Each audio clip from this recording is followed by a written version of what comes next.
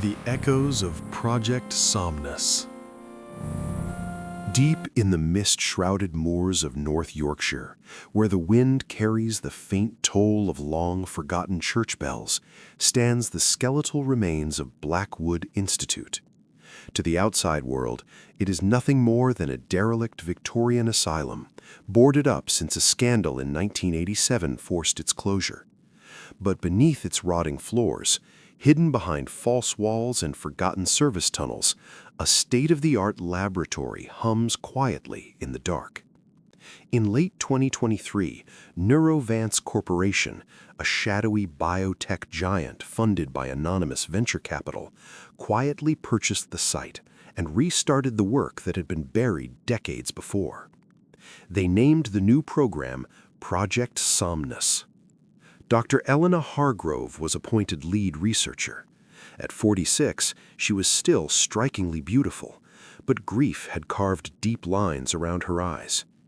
10 years earlier, her husband Daniel, a gifted pianist, had succumbed to a rare prion disease that slowly erased his mind while leaving his body intact. In his final months, he no longer recognized her, yet in fleeting moments of clarity, he would whisper, "I'm still here, Elena, just deeper." Those words haunted her. She became convinced that consciousness did not simply vanish at death. It retreated, compressed, waiting. If she could map those hidden layers, she might one day pull him back. Neurovance gave her unlimited resources and zero oversight. The only requirement? Results.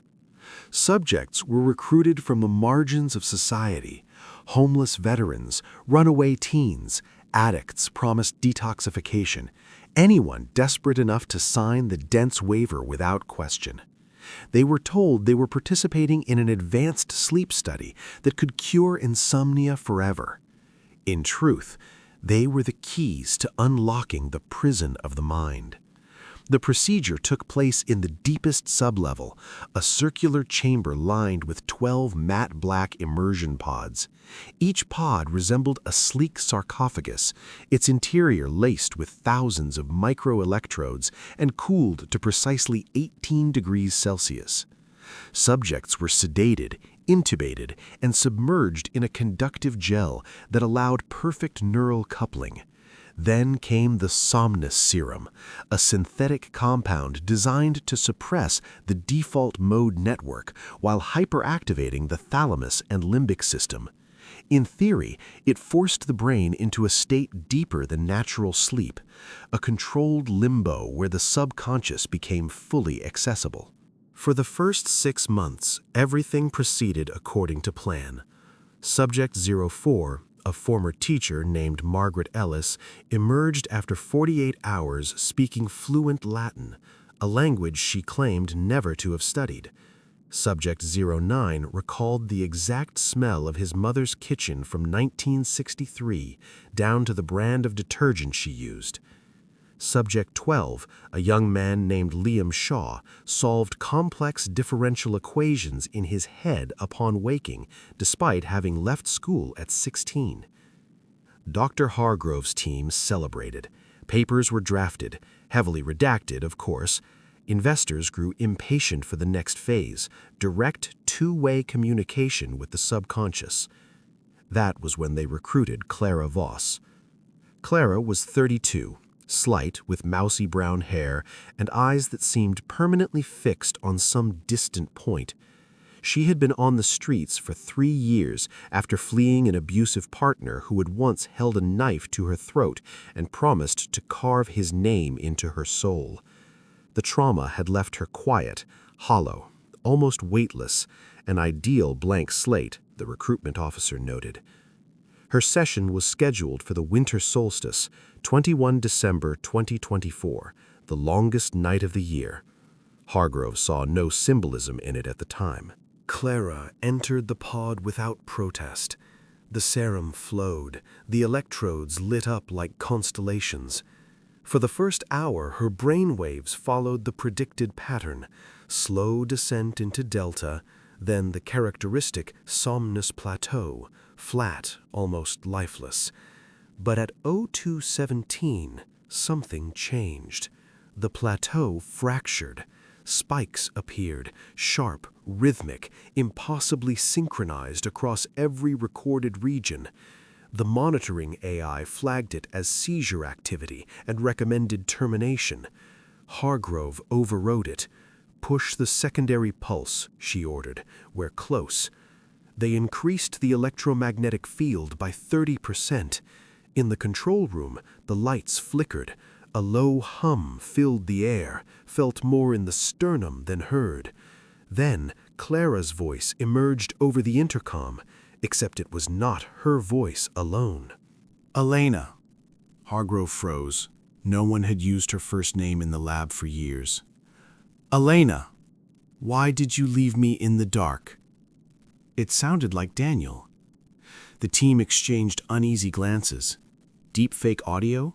Hallucination from fatigue? Hargrove leaned toward the microphone. Identify yourself. A pause. Then laughter. Soft. Familiar. Heartbreaking. You know who I am, love. You just stopped listening. The session was aborted immediately. Clara was extracted, still unconscious. Her vitals were stable, but her EEG refused to return to normal waking patterns. She was moved to Observation Room 3, a padded cell with one-way glass. That night, the nightmares began. Every staff member on duty dreamed the same dream. They stood in the original Blackwood Asylum of the 1950s, watching white-coated doctors wheel patients into a basement theater. Crude electrodes were hammered directly into skulls. Patients screamed, convulsed, begged. One doctor, tall, thin, wearing round spectacles, looked directly at the dreamers and said, "We're only borrowing what death forgot to take." They woke gasping, drenched in sweat, convinced the screams still echoed in their ears. Clara woke 3 days later. She sat up in bed and smiled at the observation camera, a slow, knowing smile that reached her eyes for the first time anyone could remember. "They're grateful," she said calmly. "You opened the door." Security footage from that night shows Clara walking the corridors barefoot, doors unlocked for her without badges, lights dimmed in her presence.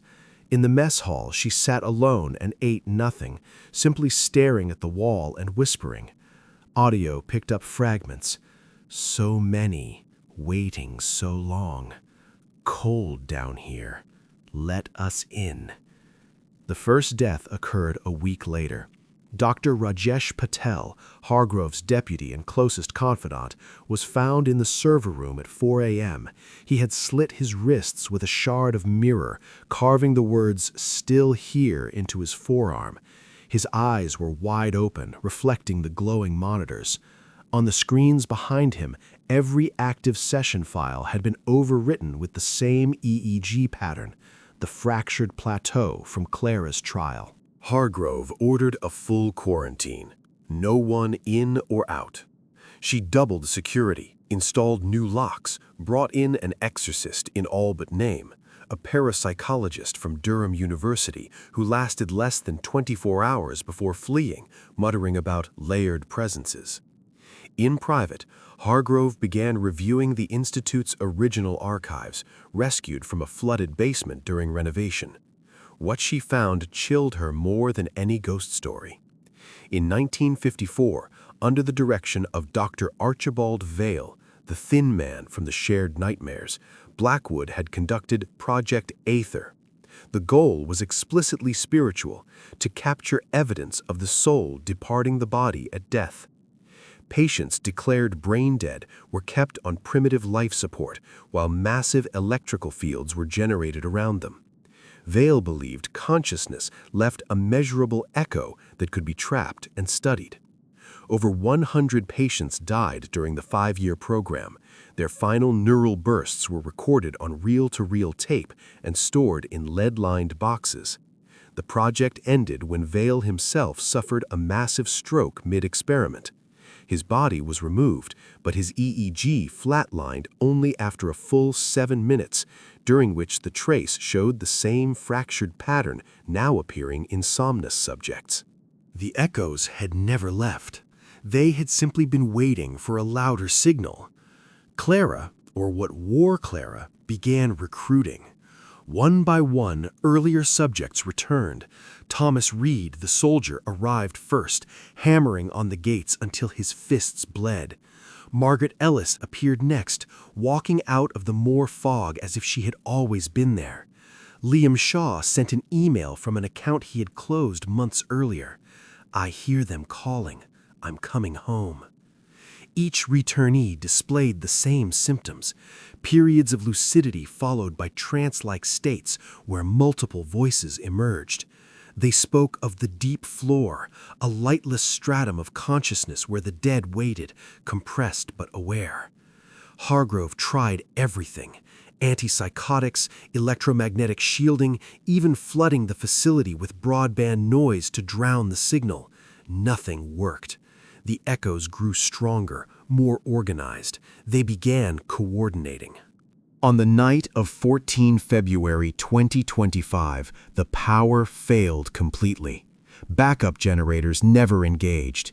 In the absolute darkness, staff heard footsteps, hundreds of them, moving through corridors that should have been empty. Doors slammed in perfect sequence. Over the PA system, a child's voice recited the names of every person in the facility, past and present. When emergency lighting finally flickered on, half the staff were gone. Not dead, gone. Their pods stood open and empty, gel still warm. Only Hargrove and 3 others remained in the control room, barricaded behind reinforced glass. On the monitors, they watched Clara stand in the central chamber, surrounded by the returned subjects. All 12 pods were occupied again, this time by volunteers. Staff members who had been missing for hours lay inside willingly, smiling as the lids closed. Clara turned to the camera. "Your turn, Elena," she said in Daniel's voice. "I've waited long enough." Hargrove's final act was to initiate Protocol Erebus, a complete systems purge that would flood the chamber with halogen gas and incinerate everything below sub-level 3. She recorded a brief message on her phone and uploaded it to an offshore server before smashing the device. In the recording, her voice is steady but exhausted. "If anyone finds this, do not come looking. The work here is finished, but not in the way we intended. Consciousness does survive death. It waits, it remembers, and it is patient. I thought I could bring him back. Instead, I gave them a way out. Whatever you do, do not dream near Blackwood. The veil is thinner than you think." The facility burned for 3 days. Official reports called it a gas explosion during illegal squatter activity. The moor reclaimed the ruins quickly. But on quiet nights, hikers still report strange phenomena. The smell of ozone on windless evenings, faint blue lights flickering beneath the heather, and, most disturbingly, whispers that know your name before you speak it. Some say if you fall asleep on the moor within a mile of the old asylum, you wake up somewhere else. Not physically, your body remains, but inside you are no longer alone. They are still recruiting, and the waiting list is very, very long.